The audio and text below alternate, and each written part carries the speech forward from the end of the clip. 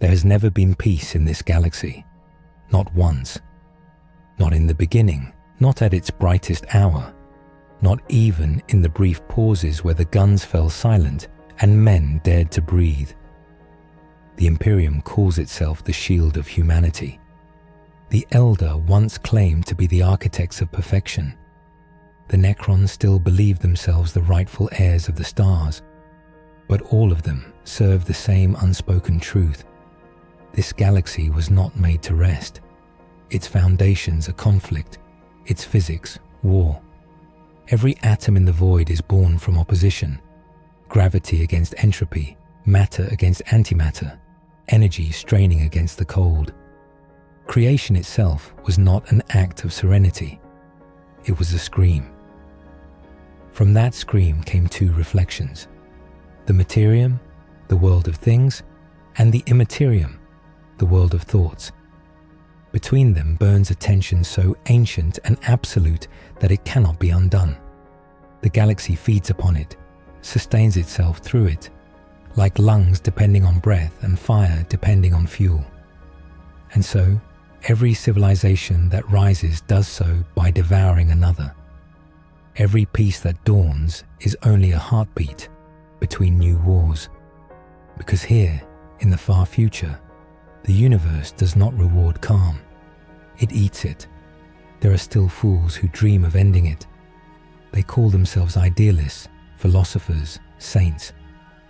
They ask the same naive question, whispered in the blood-soaked corridors of a million worlds. Why can't we have peace? But peace is not withheld. It is impossible.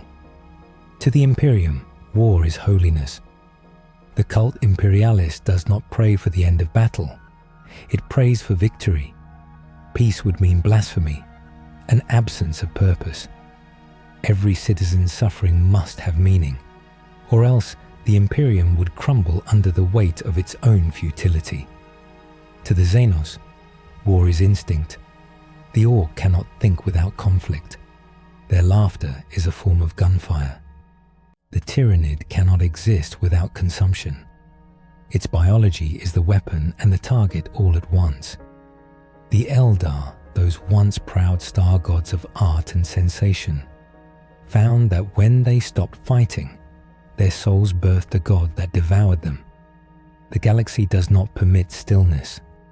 Every silence is a vacuum. And in this universe, a vacuum is merely another mouth, waiting to be filled. If you could look beyond the stars, beyond the veil of what mortals call reality, you would see it. The warp is not hell.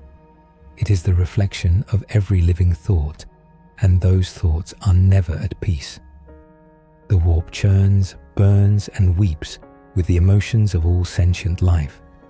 It is sustained by struggle, rage, lust, despair, and hope. Even hope, that most fragile and luminous of feelings, becomes fuel for the fires, because hope requires contrast. It needs fear, loss, and failure to exist.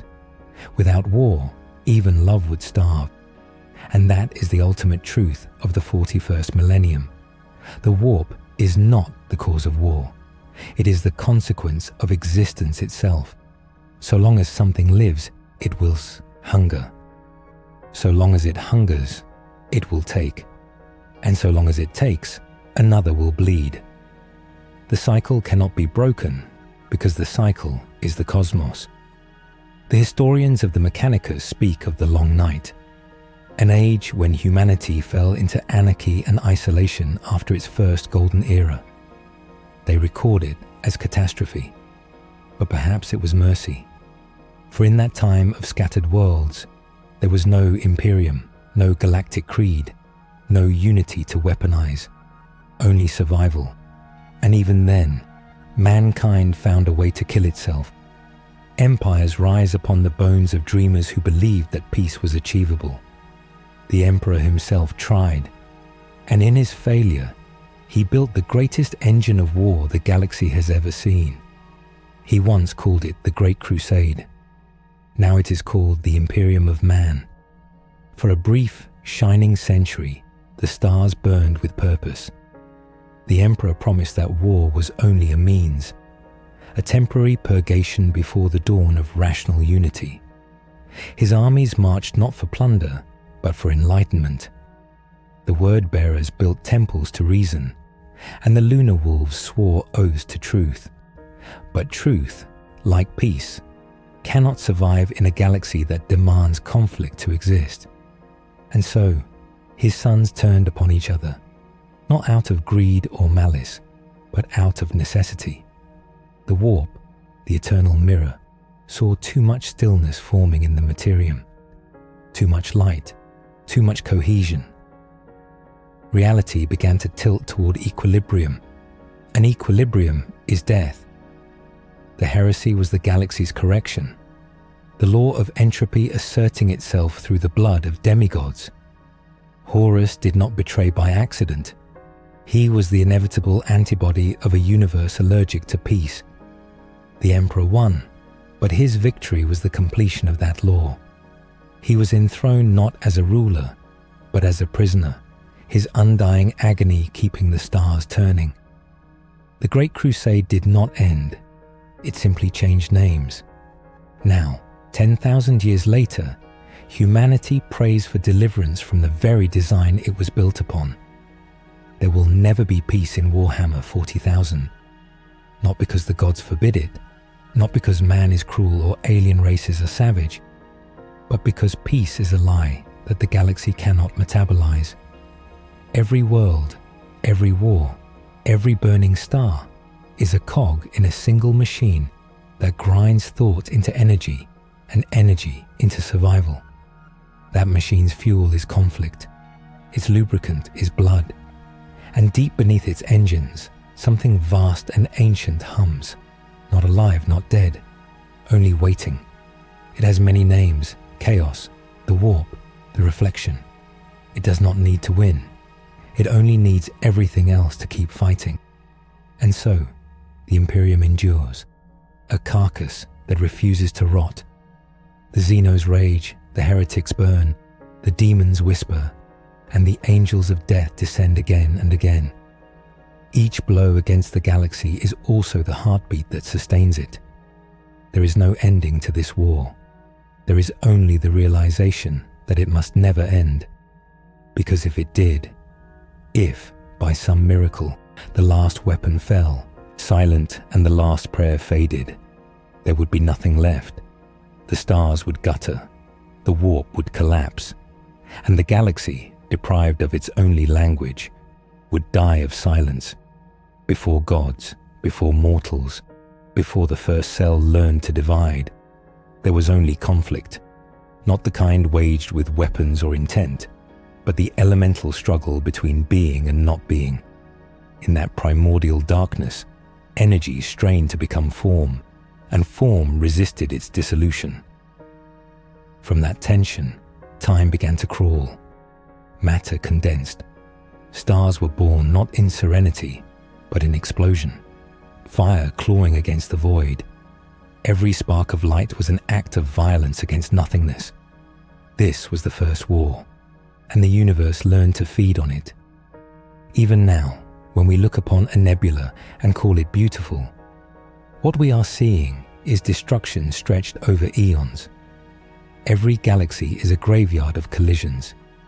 Every orbit, a contest between momentum and gravity. From its first breath, creation was a battlefield. The cosmos did not choose this. It is this. If there is a will behind it, it is the will of opposition. A law written into the bones of reality. The Imperium exists because it fights the warp. The warp exists because it resents the Imperium. They are not separate dimensions. They are rivals locked in eternal embrace. And as the eons crawled on, life emerged as their weapon. At first it was simple. Organisms devouring each other for warmth. Predation became evolution. Evolution became thought. With thought came imagination. And with imagination came the warp's first true heartbeat. When the first creature dreamt, the immaterium shivered. When the first creature screamed, it began to feed. From that moment, the warp and the Imperium became codependent. Emotion nourished the warp. The warp, in turn, bled its influence back into reality, birthing new hungers. And so, the loop closed. The Old Ones were the first to understand this. Masters of biology and will, they shaped species to serve as anchors between realms. They taught others to feel, and thus to be seen by the Imperium. To them, it was not heresy, it was a tool. They seeded the galaxy with consciousness, not out of mercy, but out of necessity. The more life dreamed, the stronger the fabric of reality became. Every thought was a rivet, every soul a spark stabilizing existence against the sea of chaos. But even gods of logic could not foresee the hunger they were feeding. The Old Ones believed they were gardeners. In truth, they were butchers cultivating the soil with blood. From their creations, Eldar, Krork, Jokero, rose races capable of emotion so intense that the warp bloomed like a cancer.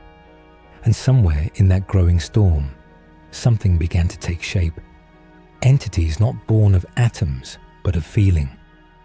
Where there was war, there came wrath. Where there was sorrow, there came despair. Where there was longing, there came excess. And where there was order, there came decay. These were the first shadows of what would later be called gods. But creation was not done teaching its lesson. For while the Old Ones toyed with sentience, another race watched and envied them.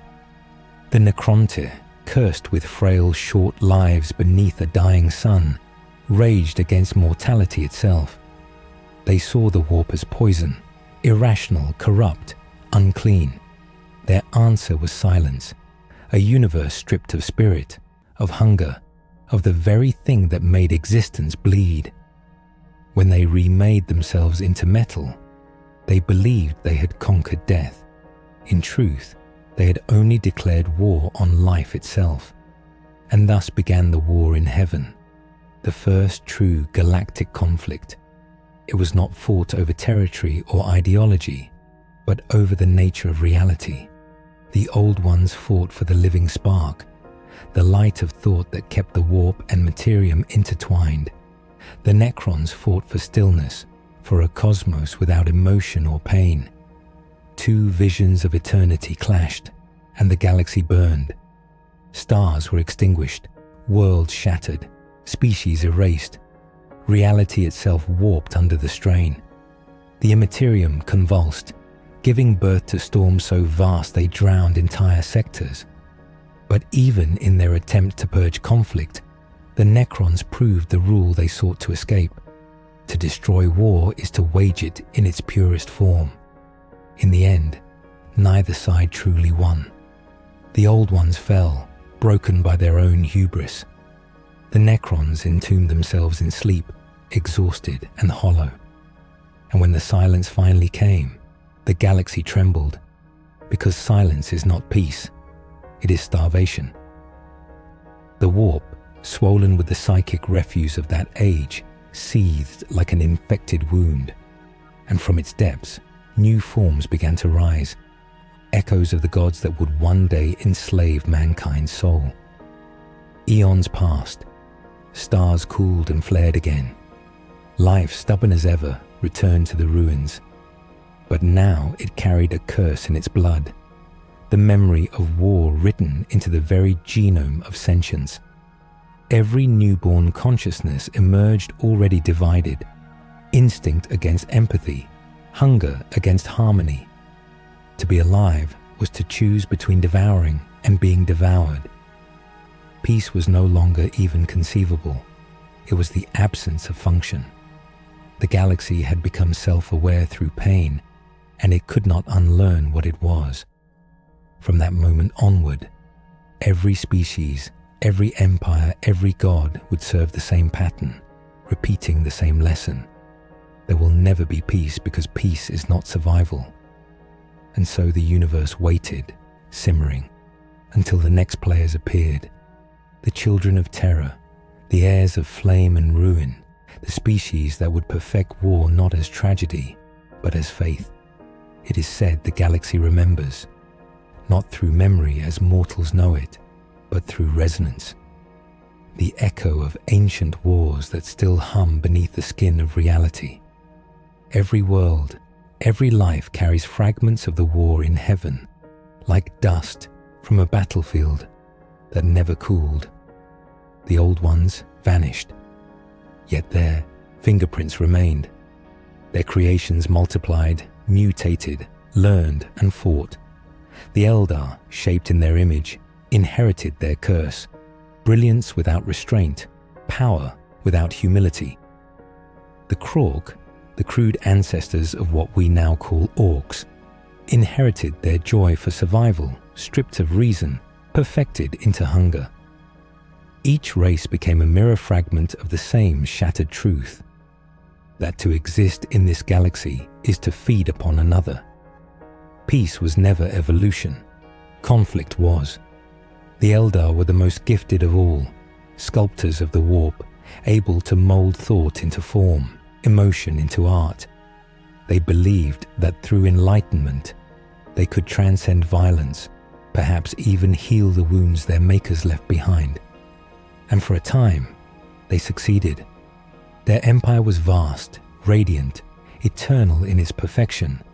But perfection is just another word for stagnation, and the warp does not tolerate stillness. As the Eldar's passions turned inward, from art to indulgence, from creation to obsession, their psychic brilliance began to pool like stagnant water.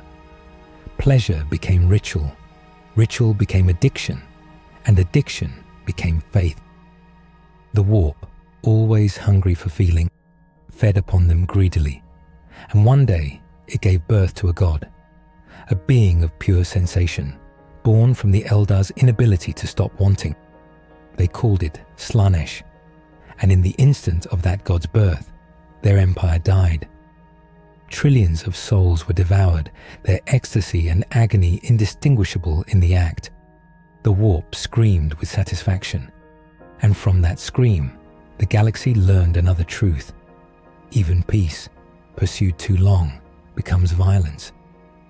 The survivors fled to the stars in their shattered craft worlds, haunted by the echoes of their own creation. They still pray for balance, still speak of renewal, but in their hearts they know. They are the living proof that civilization is only a mask that war wears between feedings. The orcs, on the other hand, never pretended otherwise. Born as weapons of survival, they exist for conflict. Theirs is a race that knows no peace because they were never cursed to want it. Where the Eldar fell from grace, the orcs never climbed. They fight because fighting is what keeps them alive, not as individuals, but as a species. Their spores spread wherever they die. Their wars ensure their resurrection. They are the galaxy's immune system, violence incarnate, correcting every imbalance through unending battle. The orc does not fear extinction. He cannot imagine it. In that simplicity lies a terrible wisdom. Other children of the old ones try to hide from the legacy. The Tau, young and idealistic, dreamed of unity through reason. They built an empire of diplomacy and controlled harmony, guided by their so-called ethereals. For a time, they almost succeeded, a flicker of rational order in a cosmos of madness. But even their peace was parasitic. Their greater good thrived only by conquest and assimilation. They did not annihilate their enemies. They consumed them ideologically. And the warp, silent at first, patient, waited for their faith to ripen. It always does. For even logic, when believed too completely, becomes dogma. And dogma, given time, births its own gods. One day, the Tau will learn that the greater good is no different from chaos. Another reflection in the same mirror. The Necrons, awakened from their tombs, return to find a galaxy still bleeding from their ancient war. They saw that the stars they once sought to silence had multiplied, screaming with psychic resonance. They loathed it. They sought to restore stillness, to bring an end to the disease of life that the old ones had unleashed. But even they, cold and soulless, cannot escape the rhythm. Every Necron war is another heartbeat in the same cosmic pulse. They are fighting to undo the one law the universe has ever enforced, and so they must fight forever. Their peace would be extinction. And then came humanity, a species that should never have survived. Fragile, emotional, short-lived. But what they lacked in power, they made up for in noise. Their emotions burned hotter than any other races. Their dreams were chaotic, violent, contradictory. The warp took notice. It began to echo with their prayers, their fears, their rage. And through that resonance, humanity became the warp's greatest instrument. When mankind began to spread among the stars, it carried within it the seeds of every previous age. Elder arrogance, Orc appetite, Necron obsession, and Old One ambition. They were not one more species in the galaxy. They were the galaxy's reflection condensed into flesh. And so, when the Emperor rose, he did not bring something new. He brought inevitability. The Imperium of man did not create endless war. It only perfected the machinery to sustain it. Each soldier, each priest, each hive worker prays for peace, but the faith that binds them is constructed upon obedience to conflict. To live is to fight. To serve is to kill. Even salvation is described in the language of war. Victory over sin, conquest of the soul, triumph of the Emperor's will. It is not hypocrisy. It is the cosmic inheritance of the species. Humanity cannot stop fighting because the universe cannot stop feeding. Every war it wages, whether against Xenos, heretic, or itself, is another meal for the great hunger that sustains existence. Even the Emperor's greatest victories are devoured by the same endless appetite. And yet, mankind believes it fights for peace. That faith is what keeps the cycle alive. The galaxy remembers. It remembers the Old One's arrogance. It remembers the Necron's silence. It remembers the Elder's indulgence and the Orc's laughter. It remembers humanity's promise. All of them different masks of the same truth. There will never be peace, because every race is born from the bones of another, every god from the corpse of a dream. The galaxy itself does not know how to rest. It does not need peace. It needs motion, conflict to define itself, destruction to affirm that it still exists. The moment peace comes, it will cease to be. That is the inheritance of every star. That is the price of creation. Before he was a god, the Emperor was a witness. He watched the Old Ones rise and fall, watched the Necrons scorch the stars into silence, watched the birth scream of Slanesh tear reality open, watched empires bloom and rot long before humanity crawled from the mud. He knew the truth the moment he became aware. Peace does not exist in this galaxy, only pauses between feedings. And yet, he tried. Some claim he was arrogant, some claim he was naive. But no, he saw clearly. He knew humanity could not survive without order, and order could not survive without violence.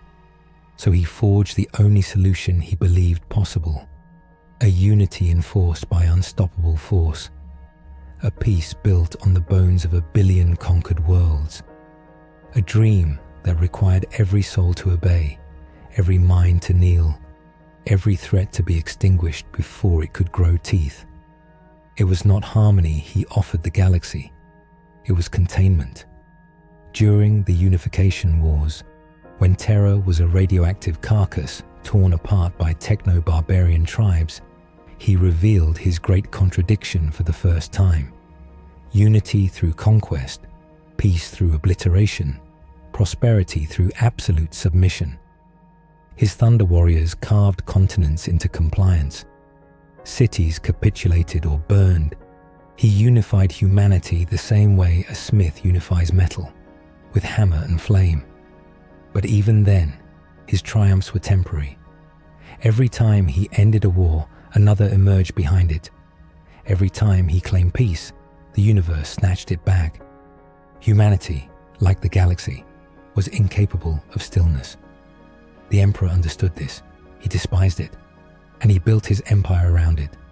The Imperium was never meant to be a home. It was a weapon, not a civilization, not a utopia, not even a nation. A weapon forged for one purpose: to shield humanity against a reality that wanted it dead. Warp storms, Xenos empires, rogue psychers, demons, rebellion, entropy. The Emperor looked upon these threats and understood they could never be reasoned with. They could only be crushed.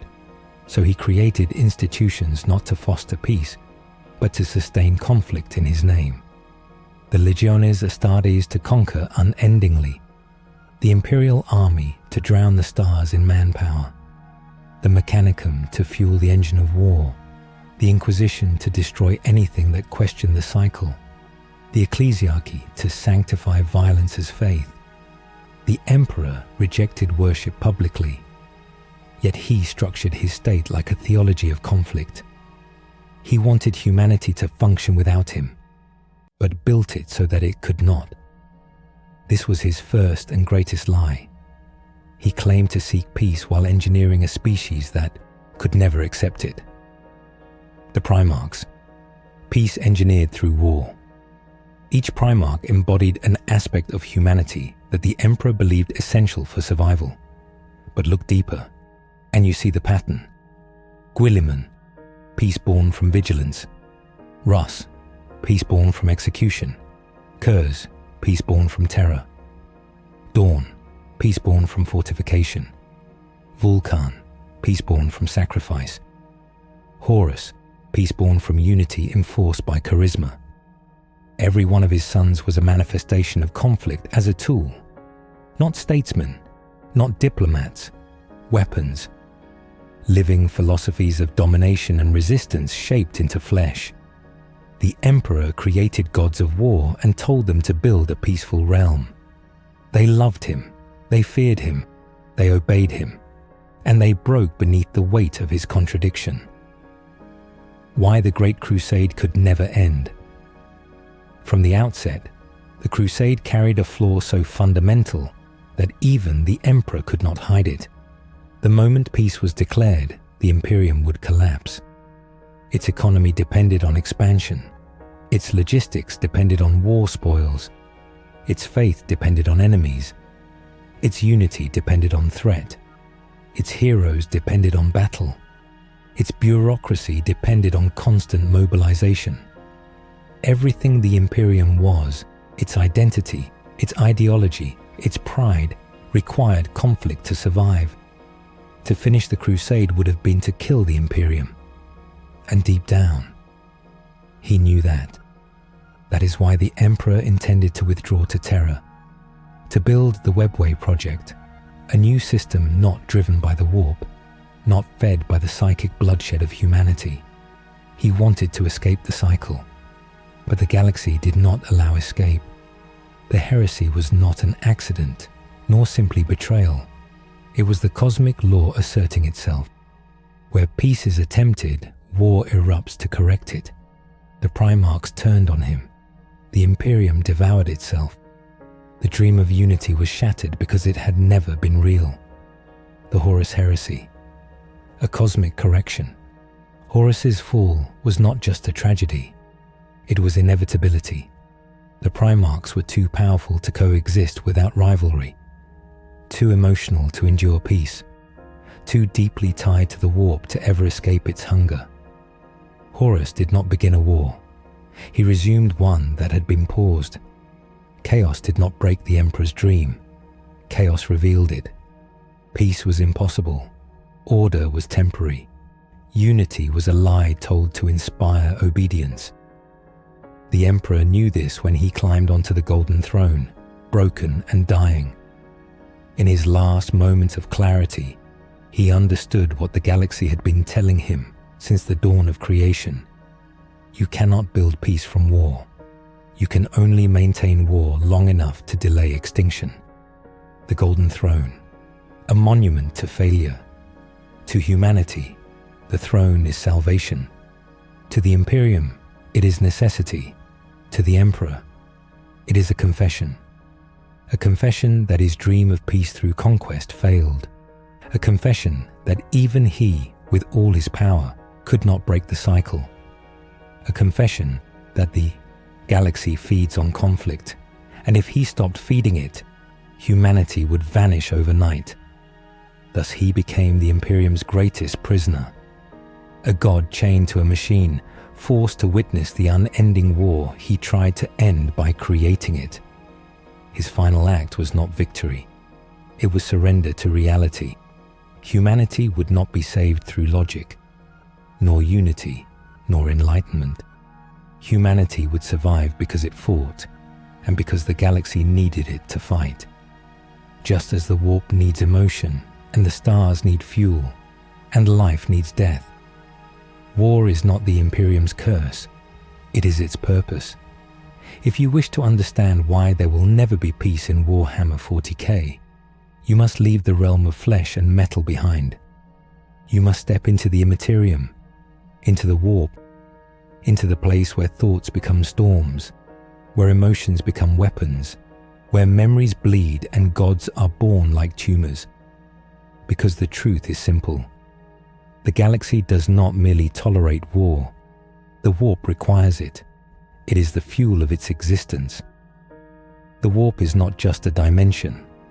It is a predator.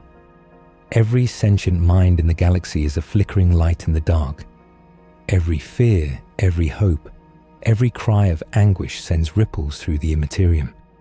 And the warp feeds. It is a sea of pure emotion, constantly shifting, constantly hungry. The more intense the emotion, the brighter the psychic flare, the stronger the warp becomes. Love feeds it, fear feeds it, desperation feeds it, but nothing feeds it like war. No emotion is as vast, as primal, as universally understood as the scream of a being fighting for its life. War generates rage, terror, grief, triumph, hatred, anguish, zeal, despair, ecstasy, vengeance, all at once. It is the perfect harvest. The warp is not indifferent to this. It is shaped by it. It grows fat on it. And the entities within the warp, the Chaos Gods, are not distant observers. They are the consequences of emotion. They are war's children. Thus, peace is not merely undesirable. It is starvation. The four gods are the four corners of conflict. Wherever violence blooms, they bloom. Corn violence made manifest. The blood spilled in battle strengthens him. Even the thought of violence strengthens him. An entire galaxy at peace would starve him to death, which is why peace will never be permitted. Slanesh excess and sensation. Each moment of agony, each scream of dying desire, each rush of pleasure in conquest is her feast. War is her masterpiece. Nurgle stagnation, decay, entropy. Every corpse that rots feeds him. Every disease born from trenches and overcrowded hive cities nourishes him. Peace breeds stability, the one thing Nurgle cannot accept. Tzeentch ambition, change, hope, fear. War is the crucible in which schemes are born, destinies rewritten, fates twisted. Peace is stagnation, the antithesis of his nature. These gods are not optional features of the universe. They are built from the collective, psychic output of every living being. To end war, one would have to reshape consciousness across every species, and that is impossible. If peace came, what would happen? Imagine for a moment that the unthinkable occurred. Somehow, all the races of the galaxy, human, Eldar, Orc, Necron, Tau, Tyrannid, Drukhari, and countless others, laid down their weapons. No more invasions, no more raids, no more crusades, No more heresies, just quiet. What happens? The warp destabilizes because it is no longer being fed. The psychic energy that maintains the laws of reality begins to fluctuate. The barriers between the materium and immaterium deteriorate. Without the emotional heat generated by conflict, the warp becomes volatile, unpredictable, collapsing in some regions, expanding in others. Ironically, peace would cause more demonic incursions, not fewer. Why? Because the warp is like a pressure system. When the flow stops, the pressure equalizes violently. A galaxy without war would not calm the warp. It would enrage it. The chaos gods would become desperate, starving, insane. Their hunger would tear open the veil in every direction at once. Demons would overflow across the stars, not because war exists, but because war stopped. This is the great truth the Emperor understood all too well. Peace destroys the galaxy faster than war. Every race is designed to feed the warp. None of the major species are built for harmony, either by choice, fate, or design. Every one of them contributes to the cycle. Orcs' permanent war engines. Their spores spread through battle. War is their reproduction. Eldar. Their emotions burn so brightly that even peace leads to catastrophic indulgence. Their restraint leads to collapse. Their excess leads to apocalypse. Tyranids consume biomass. Their arrival sparks panic, terror, and annihilation. They are the warp's perfect accelerants. Necrons seek order so absolute that they must wage war to achieve it. Peace only exists for them when all life is extinguished. Tau, their greater good, is a pressure cooker of conformity and ideological zeal. Their unity is another form of conflict, internal rather than external. Humanity, the most emotionally violent species known. Its hope feeds Tzeentch. Its despair feeds Nurgle. Its zeal feeds Khorne. Its longing feeds Slaanesh. Humanity sustains the warp more than any other. Even if it wanted peace, it is incapable of generating it. This is why the Emperor could never win. He was the greatest psychic being to ever walk the stars, but he was fighting the laws of the universe itself. He tried to build peace by conquering everything that threatened it. He tried to choke the warp by stabilizing human emotion. He tried to bind chaos by replacing belief with reason. But even he could not sever the feedback loop. Life creates emotion. Emotion feeds the warp. The warp influences life. Chaos emerges. War erupts. No empire, no god, no primarch can break that cycle. Not even the Emperor. His failure was not due to weakness, nor betrayal, nor miscalculation, but because he attempted the one thing reality does not allow. He tried to create peace in a universe that requires war to function. Why the cycle cannot end? Because if the galaxy ever achieved true, lasting, universal peace, the warp would starve, chaos would convulse, reality would tear, every psychic species would collapse. The Astronomicon would die, the barriers between realms would shatter, the universe would unravel into static nothingness. Peace is entropy disguised as mercy. War is brutal, monstrous, tragic, but it keeps the galaxy alive. War is not the consequence of the setting. War is the setting. There will never be peace in Warhammer 40K because the universe itself is a beast that breathes through conflict and starves without suffering. This is the law that binds gods and mortals alike.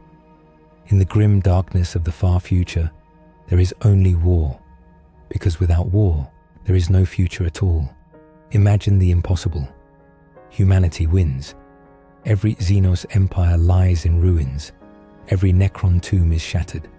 The Tau kneel in broken unity. The Tyranids starve in the freezing dark between galaxies. The Orcs fall silent, their war cry extinguished.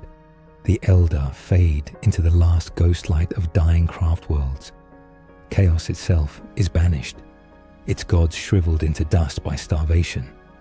The Imperium, scarred, limping, bled white, finally stands alone beneath the stars. This is the dream preached in cathedral hives. This is the fantasy carried by soldiers into their graves. This is the future every loyal heart whispers toward the throne. Peace. But even if humanity conquered the galaxy, peace would still be impossible, because the Imperium is not built for peace.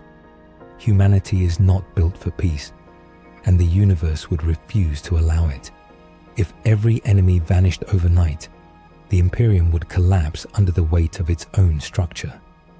A machine made for war cannot survive the absence of war. It breaks. It eats itself.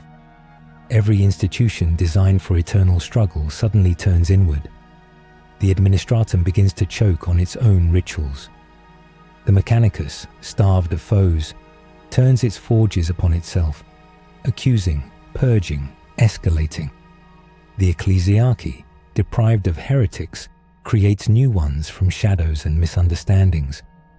The Inquisition, predators with no prey, devour each other in an Ouroboros of suspicion. And the Adeptus Astartes, they are living weapons with no battlefield left to contain them. Space Marines without war are not guardians. They are storms. They are tectonic plates searching for something to break. Some chapters would splinter into civil schisms. Others would attempt to conquer each other. Others still, like the Black Templars, the Space Wolves, the more zealous Scions of Guilliman, would simply refuse to accept that the crusade is over. Astartes do not retire. They do not farm. They do not settle.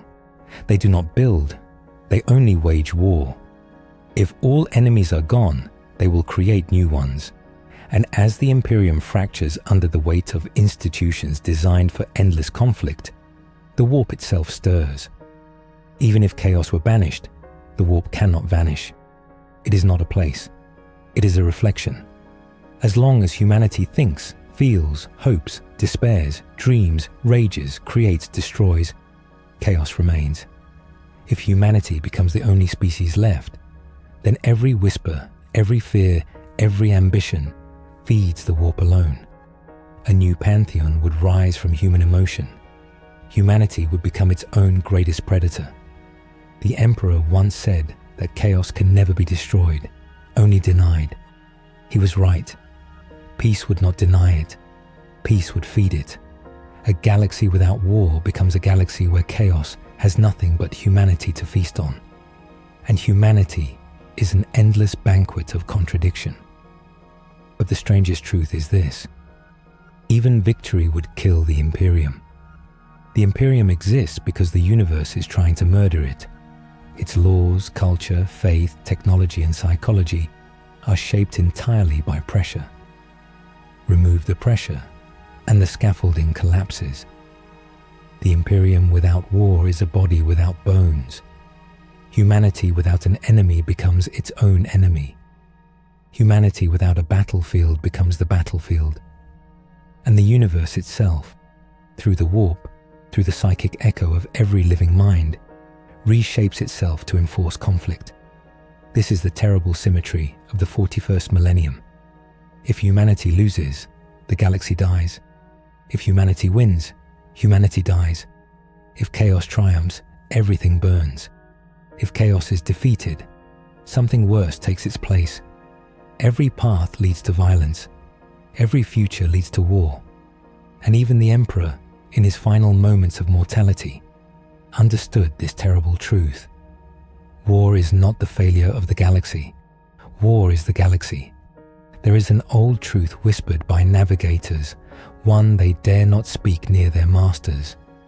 A truth carried in the scar tissues of their minds, in the nightmares that gnaw at them even in waking vision. They say the warp becomes restless whenever mortals dream of peace, because peace is a kind of death to it. The warp is not a void. It is not an absence. It is a hunger. A storm made of every living mind screaming in unison across eternity. It does not wait passively for violence.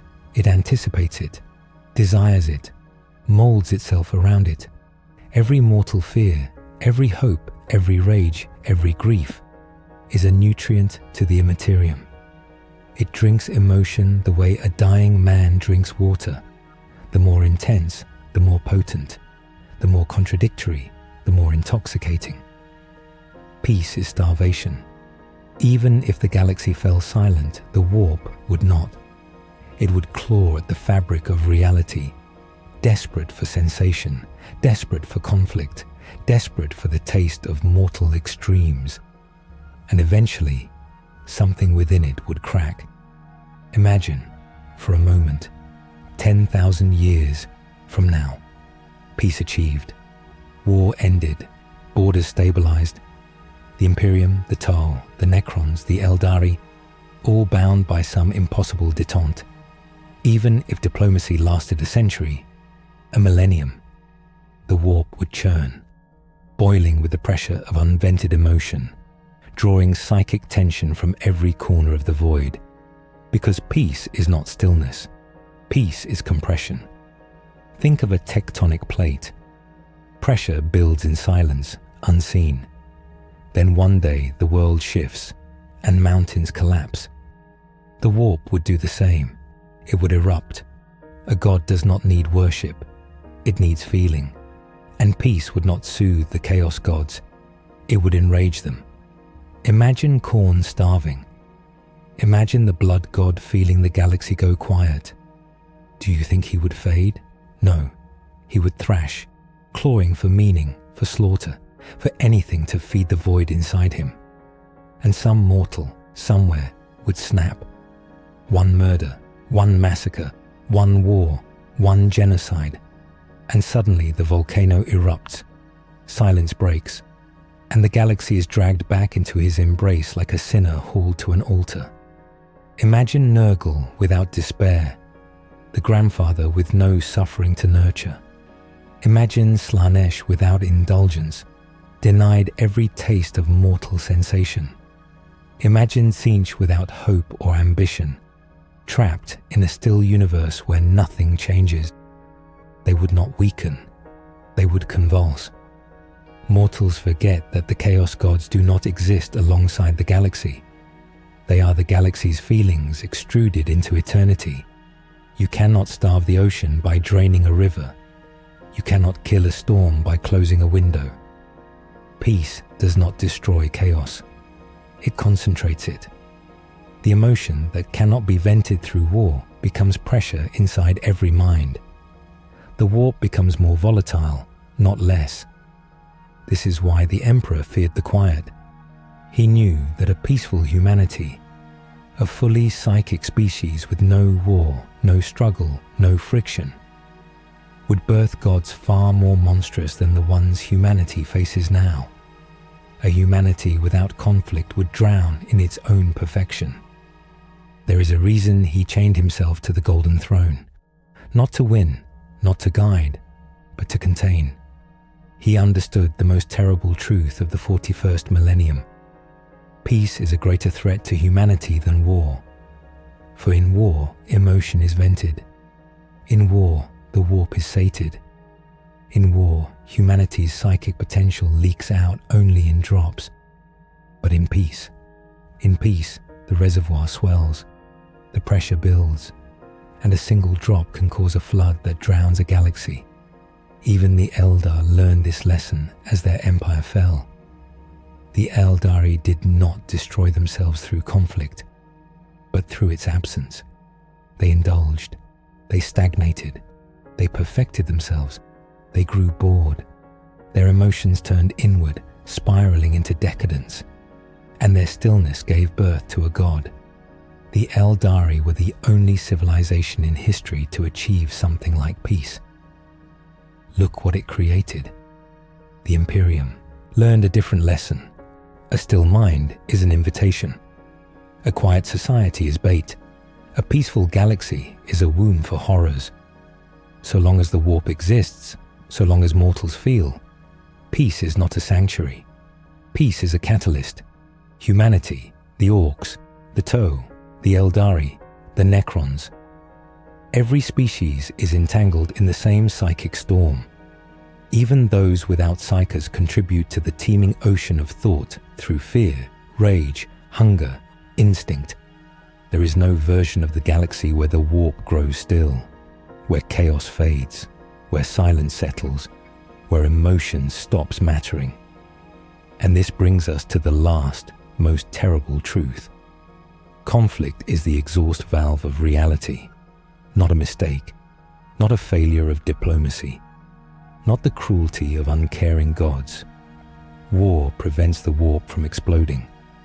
Every battlefield is a pressure release. Every crusade is a psychic vent. Every siege is a safety mechanism. Every massacre is a release of tension before something worse can form. The galaxy fights constantly because the alternative is annihilation. Peace would not heal the galaxy, it would kill it. A universe with no war would not be the dawn of a new age. It would be the beginning of the end. And the thing waiting in the quiet, the thing the Emperor feared, the thing the Eldari accidentally birthed, that thing would awaken. The calm before the storm is never peace. It is only the moment before the galaxy remembers what it truly is. There is a belief whispered among the ancient orders of the navigator houses, a truth so deeply buried beneath oaths and blood seals that even uttering it can merit execution. They say the galaxy tries to be at peace. 1,000 micro-events, all happening below the notice of empires, push toward quiet. A warlord hesitates. A rogue psyker learns restraint. A governor chooses diplomacy. A Xenos warband turns away instead of charging. A demon fails to manifest. An orc forgets to fight. Little things, small things. Moments where warfare should erupt, but doesn't. Moments where the universe attempts calm. And every time the galaxy leans toward stillness, something else moves to correct it. Something unseen, something ancient, something that responds to peace the way a predator responds to weakness. It is not a creature, not a god, not a faction. It is simply the fabric of the galaxy resisting its own collapse. Because peace is not a natural state. Peace is entropy. Peace is the end of narrative. Peace is the last chapter of a book that cannot afford to end. There is an old Mechanicus theorem known as the Lex Obscura Ultima, an esoteric theory prescribed after the Horus Heresy. It claims that the galaxy has a preferred energy state, and that state is conflict. Violence is stable. Tension is stable. Horror is stable. But peace? Peace is degenerate, unstable, temporary. Peace is the anomaly. The Imperium is built on this understanding. So are the Necrons. So are the Eldar. Even the Orcs, perhaps especially the Orcs, embody it. Consider the Orcs, a species literally engineered for war, whose psychic field strengthens when they fight, whose biology improves with conflict, whose societies collapse without constant violence. If peace ever held across the galaxy, the Orcs themselves would disrupt it instinctively, not because they choose to, but because their very existence forces conflict. In a peaceful galaxy, Orcs become a constant disruption. In a violent galaxy, they are a self-regulating pressure valve. Balance. Consider the Eldari. Their psychic sensitivity is so extreme that in times of peace, their emotions spiral inward. Their culture without adversity becomes indulgent, decadent, terminal. Only war restrains them. Only suffering anchors them. Only loss keeps them from collapsing into the same spiral that birthed Slanesh. A peaceful galaxy would destroy the Eldari long before it uplifted them. Consider humanity, a species evolving rapidly toward full psychic awakening. A species whose emotions already echo too loudly through the warp. A a species whose most powerful god is a man half dead on a throne covered in cables. Humanity in peace would awaken too fast. The warp would drink the surge of psychic energy like wine.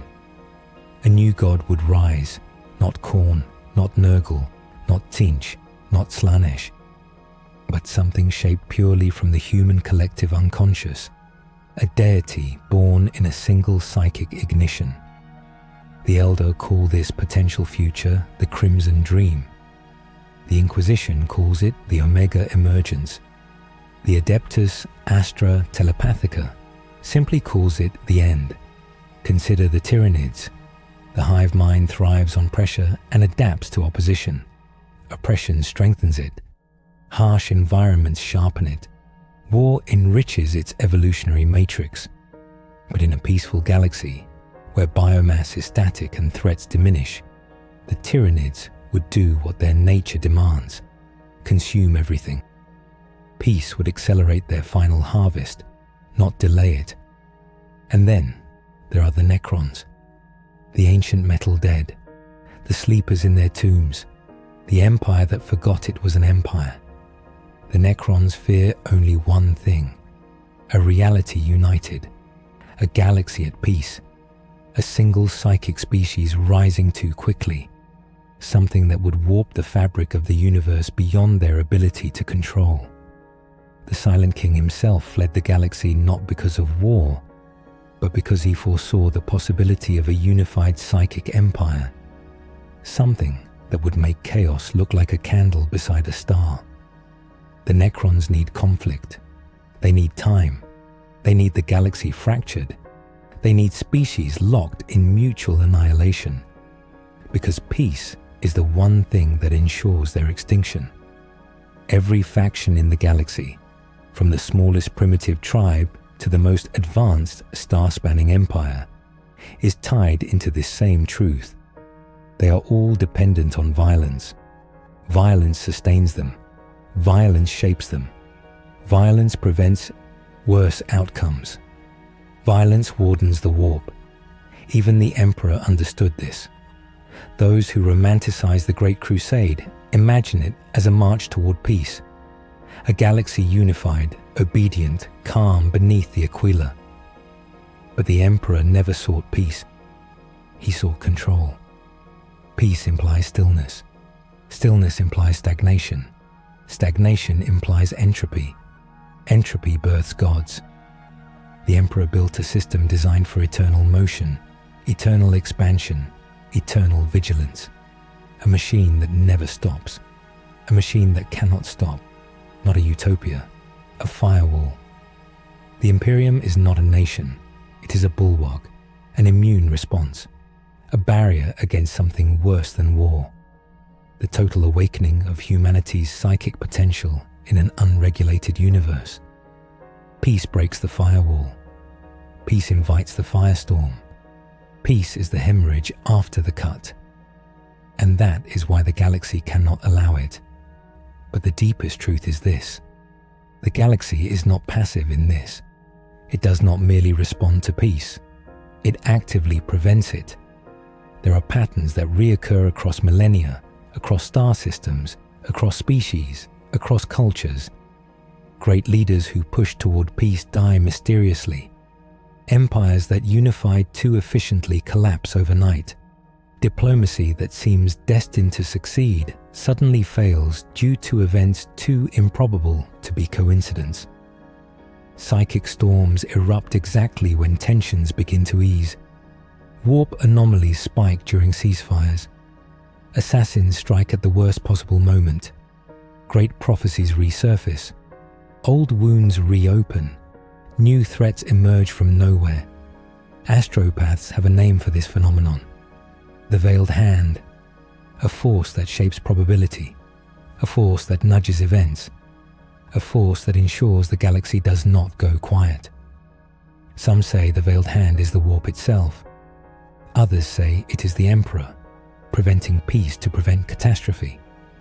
Others whisper it is the Citan, or the Old Ones, or the echoes of ancient wars. But the truth is simpler. It is the sum of everything.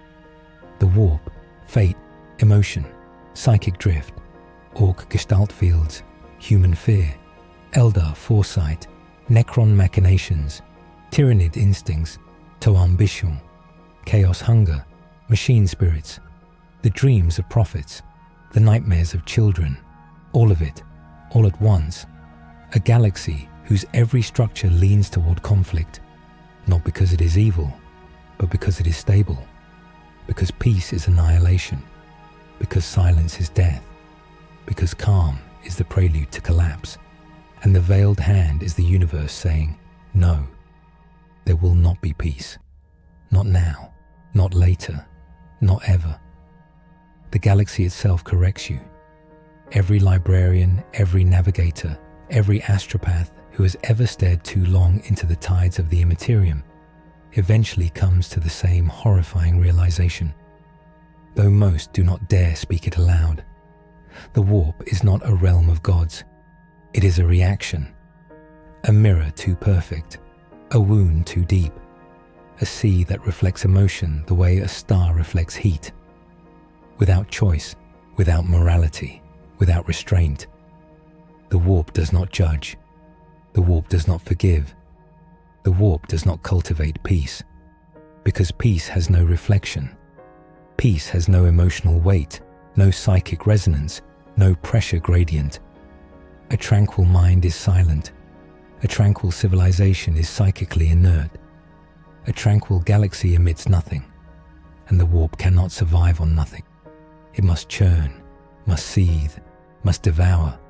It must have tension, fear, hatred, desperation, hope twisted sharp, faith crushed and reforged in fire. Without emotional violence, the warp starves, and when the warp starves, reality fails. This is the part even imperial scholars dare not write down. If the galaxy were to fall into true peace, a peace of countless minds moving in calm unison, the warp would begin to collapse. Not all at once, not spectacularly, not like a great explosion. It would fade, like an ocean drying, like a tide retreating, like a storm losing its thunder. And the consequences would be catastrophic in ways the living cannot fathom. To understand why, you must understand the unspoken truth of the Imperium. Reality is not self-sustaining. It leans on the warp for structure. Every soul is anchored through it. Every thought is cast across it. Every jump drive, every psychic communication, every machine spirit's whisper, every emotion, every spark of imagination relies on the warp as an underlayer, a foundation built from collective sentience. If the warp wanes, that foundation cracks. Psychers burn out, unable to channel even their own minds. Navigators go blind, their third eye showing them only stillness. Warp drives tearships apart. Machine spirits become silent husks. Demons cannot form, and in their absence, the holes they once filled become voids that unravel causality. Souls cannot reincorporate after death. They dissolve. Mortals feel their consciousness slipping, as though their thoughts struggle to hold form without emotional turbulence to sustain them. The warp dying is not salvation. It is amputation. It is the galaxy losing the limb that holds it upright. And the tragedy is this: none of this malice is intentional. The warp is not alive in a way mortals can grasp. It is reactive, not proactive. It does not choose violence. It needs it to exist. Emotion feeds it. Conflict shapes it. Fear energizes it. Hope ignites it. Despair anchors it. A serene galaxy would be like a heart without pulse. And so, even when peace seems near, when treaties tighten, when cultures align, when alliances form, when wars end with exhausted relief, the warp pushes back, at first gently, then violently. A rogue psyker loses control on a peaceful agri-world. A hive fleet changes course unexpectedly. A chaos cult manifests in a system thought sterile. A warp storm blooms from nothing, forcing fleets into accidental contact. A Necron tomb wakes early. An Eldar prophecy shifts. A Tau diplomatic envoy experiences an unexplained incident. A minor Orc war becomes a major one, igniting whole sectors, small sparks. But in Warhammer 40K, sparks are enough to destroy civilizations, because the warp abhors stasis, and peace is stasis. This is why all prophecies in the galaxy, Xenos, human, demonic, ancient, modern, share one consistent shape. The future is violent, always violent, endlessly violent. It is not bias, it is not pessimism, it is not religious fatalism, it is physics. A galaxy at peace collapses the medium that thought requires. A galaxy in conflict sustains it. This is the paradox that horrifies the Eldar beyond words, the same paradox that drives their farces to madness, that haunts the Silent King, that gnaws at the Adeptus Astra Telepathica, that the Inquisition suspects but refuses to voice. Sentience in this galaxy requires suffering. Without conflict, there is no emotion. Without emotion, there is no warp. Without warp, there is no consciousness. Without consciousness, there is no life. The Orcs, simple as they are, understand this instinctively. Their Gestalt presence keeps the warp churned. Their endless wars prevent the tides from collapsing. Their laughter and violence anchor reality. They do not guard the galaxy intentionally, but they guard it nonetheless. The Eldar feel the warp thinning during rare lulls. Their farces grow sick. Their runes lose vibrancy. Their souls feel heavier, as though sinking into deep water. They fear peace more than death. The Necrons have no souls, yet their technology depends on subtle space-time stability. Stability tied to warp pressure. They watched reality flicker during the ancient fall of the Eldari, but they also watched reality misbehave during periods of unlikely calm. Even the Tyranids pulse in strange patterns when the warp quiets. The hive mind grows agitated, restless. Some bioforms emerge prematurely, others fail to mature, as if the swarm senses the psychic ecosystem beginning to thin. And humanity, raw, unstable, emotional humanity, feels the warp respond with dangerous precision. In times of peace, more psychers awaken, stronger, faster, less controlled, as if the warp is trying to ignite itself again through human souls. Peace increases the Imperium's own internal threats. More rogue psychers, more demonic breaches triggered by overpowered minds, more catastrophic meltdowns of navigator potential. Peace makes humans too bright, too loud, too close to apotheosis. That is why the Emperor crafted an Imperium, built not on tranquility, but on struggle. That is why the Great Crusade marched endlessly. That is why the legions were forged as weapons, not diplomats. That is why the ecclesiarchy preaches fear, obligation, sacrifice. That is why the Inquisition burns anything that could unify or enlighten humanity prematurely. War slows evolution. War bleeds the psychic charge away. War prevents the catastrophic ignition of humanity's collective soul. Even the Horus Heresy, the greatest tragedy of all, preserved the galaxy from something worse. The premature, uncontrolled awakening of a psychic species. Peace is not safe. Peace is not desirable. Peace is not righteous. Peace is a match dropped in a powder store. War is the damp rag that keeps the fire from sparking. And so, the galaxy wages endless conflict. Not because its inhabitants are evil, not because chaos wills it, not because the Imperium demands it, not because ancient grudges propel it, but because the fundamental physics of reality allow no alternative.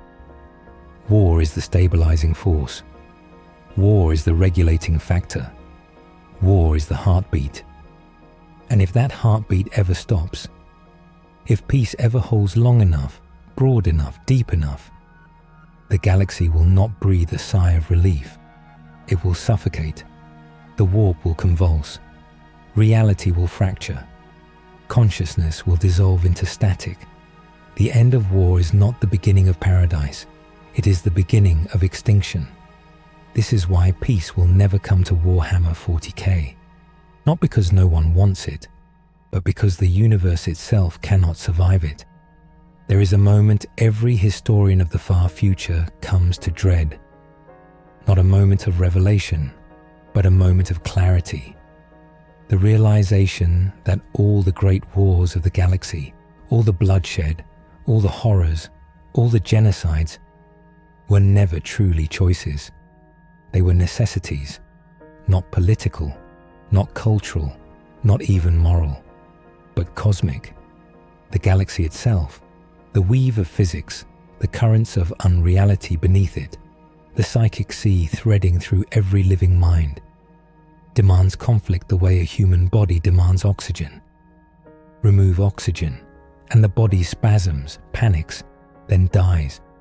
Remove conflict, and the galaxy convulses, distorts, then collapses. This truth once drove me into silent despair. Now it drives me into understanding. The first time I saw the warp thin, truly thin, was on the edge of the Ghoul stars, a region where strange, hollow things sleep, where the warp clings weakly to matter, like water trying to bead on oiled steel. Navigators refuse to go near it. Astropaths lose their breath, as if their souls are being flattened. Psychers fall unconscious, their minds unable to grasp what they're sensing. I watched an inquisitorial psyker there, a veteran witch slayer, a mind like sharpened adamantium, collapse to her knees as she cried, "There's nothing. I can't feel anything. There's no current, no emotion, no shape. The warp is starving here." Her voice broke like she was describing a dying friend. The silence was not peaceful. It was wrong. Wrong in a way that made my bones feel hollow. In that void, weapons malfunctioned. Machine spirits flickered with confusion. Even human conversation felt muted, as though sound itself hesitated. Later, a Magos biologist examined the logs and whispered the conclusion the Inquisition suppressed. Without psychic resonance, entropy increases. Systems lose coherence. Souls become unfocused. Even gravity fluctuates. A dead warp means a dying universe. That moment became the seed of a truth the Imperium almost considers heresy. Peace, true peace, is a step toward cosmic stillness, and cosmic stillness is death. War isn't just habit. War isn't corruption. War isn't mismanagement. War is maintenance. War is the universe's way of exhaling, of expelling pressure, of keeping reality alive. This is why, across every star system, no matter the culture, no matter the species, conflict reigns supreme. The orcs cannot not fight. They are literally engineered to generate psychic tension through violence. Without war, the gestalt presence of their race weakens, and the part of the warp sustained by their energy flickers. The Eldar cannot stop grieving. Their emotions are needles piercing the immaterium. Even in calm, they create psychic storms with their fear of Slanesh. The Tyranids cannot rest. Their hunger is a psychic beacon that spans galaxies. Each world consumed feeds the warp as much as the hive fleets. The Necrons, even in their soullessness, destabilize the warp through absence, creating vacuums that must be filled by stronger psychic discharges elsewhere. And humanity. Humanity is the most volatile of all. Every thought carries weight. Every death screams. Every moment of fear flashes. Every burst of courage flares. The Imperium is not a cruel mistake. It is a containment field. The Emperor, for all his genius, for all his vision, for all his brutality, understood the stakes in a way no one else ever has. He knew humanity was dangerous. He knew peace would prime humanity for uncontrolled ascension, a psychic supernova. He knew that unity, tranquility, and idealism would ignite the warp in ways no demon could. So he built a galaxy-sized brake system. War, doubt, drudgery, fear, religion, repression, struggle, sacrifice. These were never meant to uplift mankind. They were meant to slow mankind, because the warp cannot contain all of us unbound. The Horus Heresy, the greatest tragedy in human history, achieved what even the Emperor could not openly do: shatter humanity's potential, fracture its soul, diffuse its power into conflict. 8 millennia later, the Imperium is still burning that psychic pressure off. Chaos is not the primary threat. Humanity is. This is the dark symmetry no one wants to acknowledge. Every species in the galaxy, in their own twisted ways, participates in the cosmic circuit that keeps the warp alive. The Necrons cut holes. The Tyranids fill them. The Eldar ignite them. The Orcs energize them. Chaos shapes them. Humanity fuels them. It is a grotesque, violent balance. Break any part of it, and the system destabilizes. And this is where the ultimate answer hides. The reason peace will never come. No species wants to stop fighting. Every species must keep fighting. And the universe itself will not allow anything else. Peace has no predators, no prey, no energy cycle, no entropy exchange. But war is an ecosystem. Death feeds gods. Fear fuels storms. Hope kindles lights. Despair births monsters. Faith ignites miracles. Hatred tears open rifts. Courage stabilizes reality. Every emotion has a predator in the warp. Every predator has prey. Every prey generates more energy. It is not harmony. It is not beauty. It is not justice. It is sustainability. This is why every prophecy, from Eldar seers to the Emperor's own tarot, to the nightmares of navigators, points not toward peace, but toward escalation. Not because the galaxy is evil, because the galaxy is hungry, and the only thing it hungers for is conflict. Even the end times myths, the Rana Dandra, the Black Crusades culminating in final war, the Tyranids reaching terror, the Necrons extinguishing the stars, differ wildly in detail but share one core truth. The last age is not an age of peace. It is an age of maximum conflict, a storm so vast that even gods drown in it, because only such a storm can complete the cycle. The universe was born in violence. It sustains itself in violence, and it will end in violence. And that brings us to the final dreadful truth. Even if every army laid down its weapons, even if every species came together, even if every demon fell silent, the galaxy itself would birth monsters to keep the cycle alive.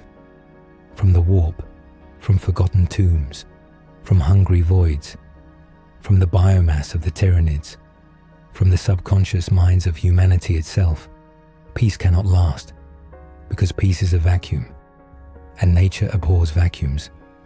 War is the law. War is the gravity. War is the heartbeat. And when it stops, everything stops. That is why there will never be peace in Warhammer 40K. Not because the galaxy is broken, but because the galaxy is working exactly as it must. Epilogue. In the end, the question was never whether peace was possible. It was whether peace was permitted, not by governments, not by armies, not by gods, but by the universe itself. Across the galaxy, there are worlds where the fires of war quiet for a generation. A shrine world left untouched after a crusade. A Tau Sept where diplomacy blooms. An Eldar craft world drifting silently through the void.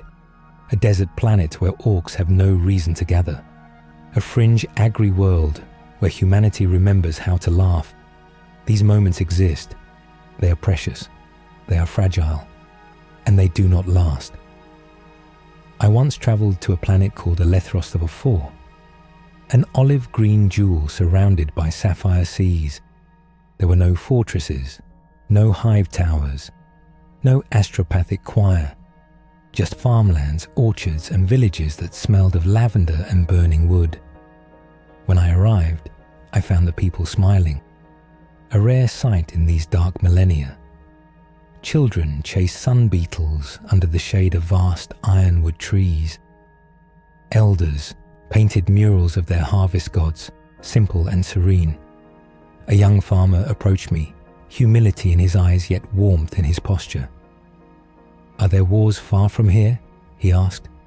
I answered truthfully, "There are wars everywhere." He studied me for a long moment, then nodded, satisfied, as if the presence of war elsewhere made his own peace more meaningful. 2 months later, that world was gone, not conquered, not exterminated, not corrupted, simply gone. Silence swept across the warp above it, a total absence of psychic motion, a dead calm so absolute it resembled the stillness of the ghoul stars. Then Alethros 4 winked out of existence. No explosion, no demonic surge, no signature of tyrannid consumption, no Necron disintegration beam, just stillness, and then absence. The Adeptus Astra Telepathica recorded the event as a null cascade. Scholars debated, inquisitors theorized, tech priests dissected, astropaths wept, but navigators knew, because they felt the wound in the warp, and they whispered one phrase, terrified: it was too peaceful.